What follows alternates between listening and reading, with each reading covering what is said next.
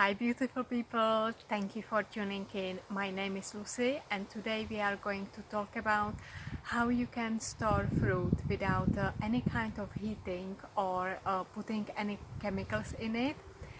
So I am here in my garden and right behind me I've got red currants and it's nice and ripe at the moment.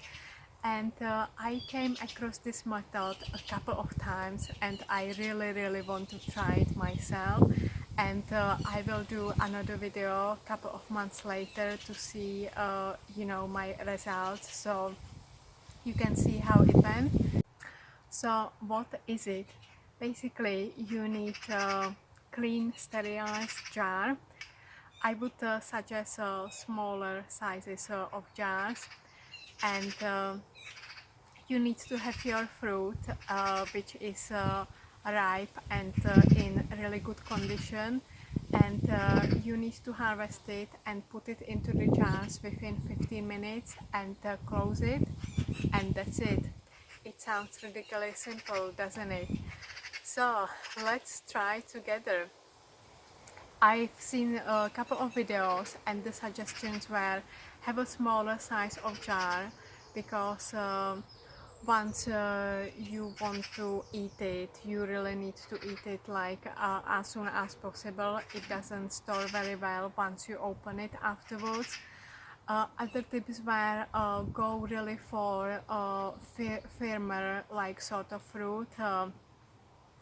They said like honeyberries are really good, so if you've got loads of honeyberries in your garden, this is really good method because they kept the shape as well. And another thing, they were showing black currants which did very well. The red currant wasn't great taste, but I'm gonna try anyway. And why I'm saying it wasn't great taste, they store it for a year. I'm not planning to store it for a year. I just want to store it for a couple of months. So now we are in early July, and I'd like to sort of eat it in November, December time, maybe January, February, sort of like that.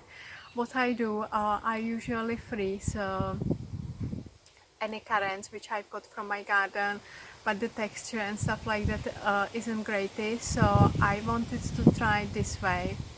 And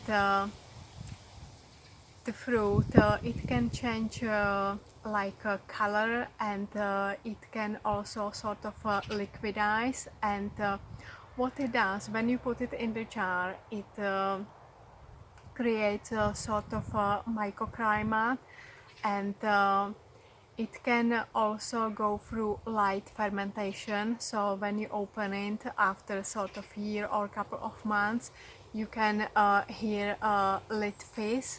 So I can't really wait to try myself what it's gonna be like. And you should also store it in a cool, dark conditions if you can. I don't have really cool place in my house, but I will try it anyway and see how it goes. And you really want to harvest fruit which is ripe and in really good condition.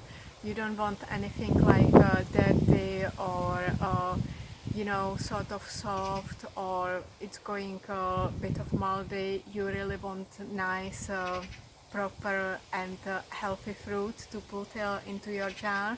So let's do some harvesting. If you'd like to support small channel like mine, please watch till the end, share with your friends and family, spread some love, hit the like button, don't forget to subscribe, much appreciated. Thank you.